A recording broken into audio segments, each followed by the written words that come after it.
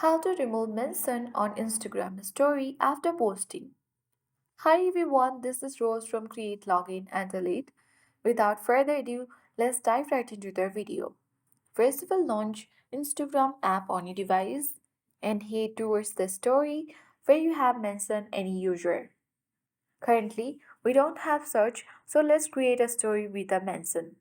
Tap your story at top left and now select your story at bottom left corner of the screen.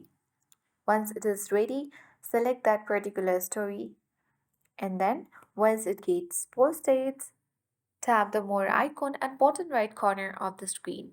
From this menu, we have got different options. Simply select add mention. So currently, there is no such features available on Instagram to remove mention on Instagram story.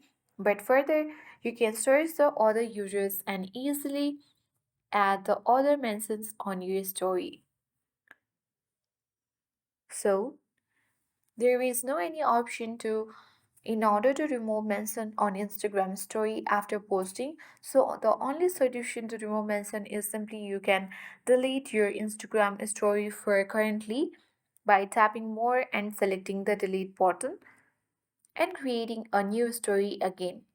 So further, hopefully Instagram might create something in the future.